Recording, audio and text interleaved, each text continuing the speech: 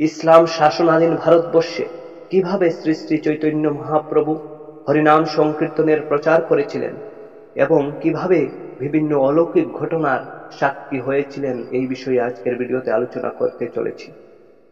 নিমাইয়ের ভক্তবৃন্দের সংখ্যা ও প্রভাব প্রতিপত্তি দিনে দিনে বাড়তে থাকায় একদল লোক তার বিরুদ্ধে ষড়যন্ত্র করতে লাগলো।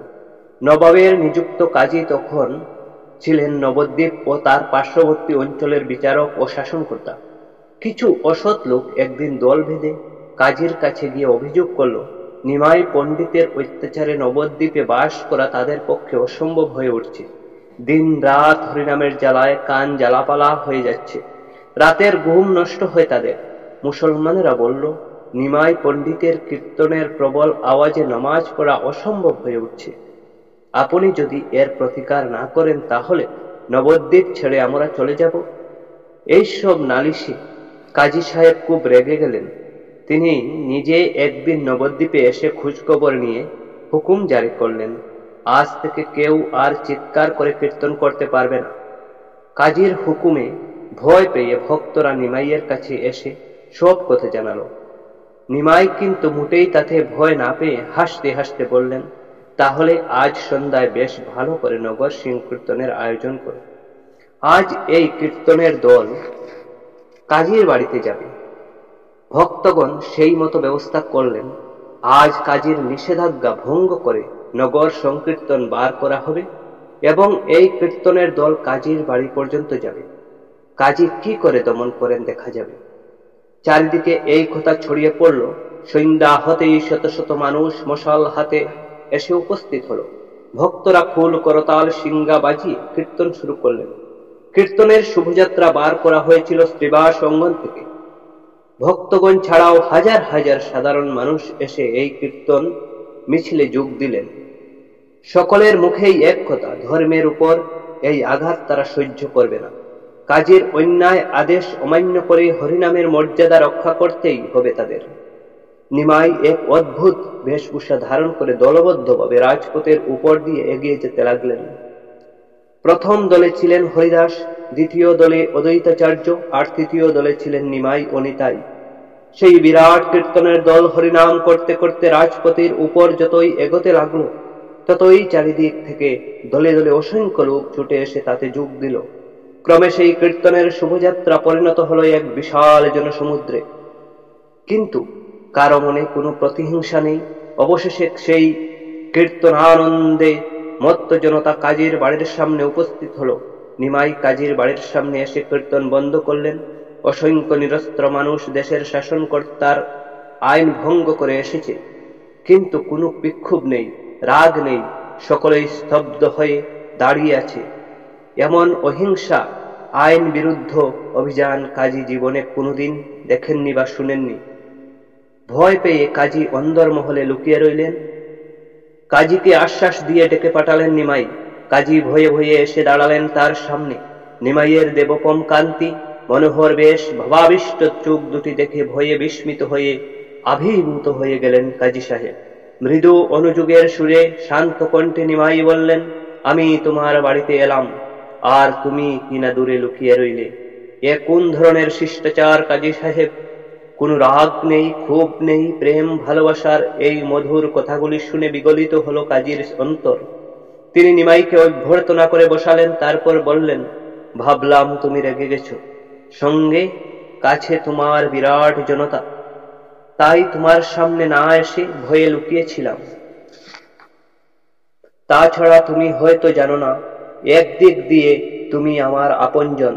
তোমার মেসমশাই নীলাম্বর চক্রবর্তী সম্পর্কে আমার চাচা হতেন, তাই সেই সম্পর্কে তুমি আমার ভাগ্নে হও। ভাগ্নে হিসাবে তোমার আবদার কিছুটা আমাকে মানতেই হবে। নিমাইও তাকে মামা বলে সম্বোধন করলেন। তারপর ধর্ম সম্বন্ধে কিছু আলোচনা করলেন। নিমাইয়ের নম্র ব্যবহার, মধুর কথা ও গভীর তত্ত্ব উপদেশ শুনে কাজী সাহেব আনন্দিত হলেন। তারপর বললেন, যা হবার হয়ে গেছে। আমি শপথ করে বলছি, শুধু আমি নই, আমার বংশের কোনো লোক তোমার কীর্তনে কোনোদিন বাধা দেবে না। সবাই জয়ধ্বনি করতে লাগলো গৌরাঙ্গ মহাপ্রভুর। কাজীকে জয় করে ভক্তের দল নিয়ে ঘরে ফিরে এলেন নিমাই। এরপর দেখা গেল কাজী সাহেব ও নিমাইয়ের প্রবল অনুরাগী হয়ে উঠেছেন।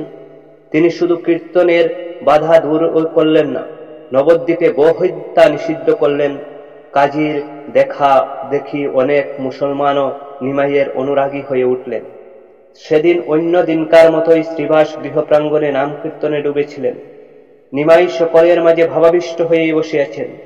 এদিকে শ্রীবাসের একটি শিশুপুত্র কয়েকদিন ধরে অসুখে ভুগছিল। সহসা বাড়ির ভিতর থেকে মেয়েদের কান্নার রোল শুনে শ্রীবাস ভিতরে চলে গেলেন। গিয়ে দেখলেন শিশুটি মারা গেছে, কিন্তু পুত্র সুখে মোটেই বিচলিত হলেন না শ্রীবাস। তিনি শুধু ব্যস্ত হয়ে পড়লেন কীর্তনে যেন ব্যাঘাত না হয়। তিনি বাড়ির মেয়েদের বললেন, তোমরা কাঁদতে হয় পরে কেঁদো। প্রভুর কণ্ঠে নাম গান শুনতে শুনতে আমার পুত্র দেহত্যাগ করেছে, এ তো মহাভাগ্যের কথা। কিন্তু এখন যদি তোমরা কাঁদো তবে আমি গঙ্গায় ডুবে আত্মহত্যা করব। এই বলে তিনি ফিরে এসে কীর্তনে আবার যোগ দিলেন। এদিকে প্রভুর ভাবাবেশ ভঙ্গ হলো। তিনি ভক্তদের বললেন, আজ আমার মন কেন চঞ্চল হয়ে উঠল সহসা? কীর্তনে মন বসছে না, নিশ্চয়ই শ্রীবাসের গৃহে কোনো অঘটন ঘটছে। তোমরা আমাকে খুলে বলো। ভক্তরা বললেন, শ্রীবাস পণ্ডিতের বাড়ির সকলে এখন পুত্র সুখে কাতর, কিন্তু কীর্তন ভঙ্গ হবে বলে এই দুঃসংবাদ জানাননি তিনি। নিমাই তখন অস্ত্রপূর্ণ নয়নে বললেন, কৃষ্ণ আমার পরম দয়ালু, তাই শ্রীবাসের মতো এক দুর্লভ ভক্তজনের জুটিয়ে দিয়েছেন আমাকে। এরা আমার জন্য সব করতে পারে, তাই এদের ছেড়ে আমি কি করে থাকব? নিমাইয়ের কীর্তন মণ্ডপ ছেড়ে শ্রীবাসের বাড়ির ভিতরে চলে গিয়ে মৃতের পাশে দাঁড়ালেন। শ্রীবাসের স্ত্রী মালিনী দেবী ও বাড়ির সকলকে সান্ত্বনা দেবার জন্য এক অলৌকিক লীলা প্রকটিত করলেন। তিনি মৃতকে সম্বোধন করে বললেন, তোমার পিতামাতা ও আত্মীয় স্বজনেরা সকলেই তোমার সুখে কাতর। তুমি একবার তাদের বলে যাও, তুমি তাদের ছেড়ে কেন যাচ্ছ এবং কোথায় বা যাচ্ছ? উপস্থিত সকলে আশ্চর্য হয়ে দেখল মৃত শিশুর দেহে ধীরে ধীরে প্রাণ সঞ্চার হলো। চোখ মেলে তাকিয়ে সে উত্তর দিল, প্রভু যতদিন নির্বন্ধ ছিল এ দেহে বিরাজ করেছি।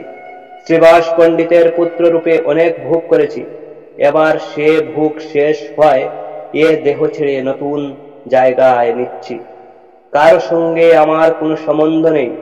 তোমার ও তোমার পার্শ্বদের শ্রীচরণে প্রণাম জানিয়ে আমি বিদায় নিলাম। এই বলে সে আবার চোখ বন্ধ করে মৃত্যুর কূলে ঢলে পড়ল। এই অলৌকিক লীলা দেখে মৃতের আত্মীয়রা সমস্ত সুখ বলে বিস্ময়ে স্তব্ধ হয়ে গেল। ধন্যবাদ। এই ভিডিওটি এখানেই সমাপ্ত। পরবর্তী ভিডিওতে অন্য ভালো জিনিস নিয়ে আসবো আপনার জন্য। অবশ্যই চ্যানেলটি সাবস্ক্রাইব করে অন্যের কাছে শেয়ার করে দিবেন।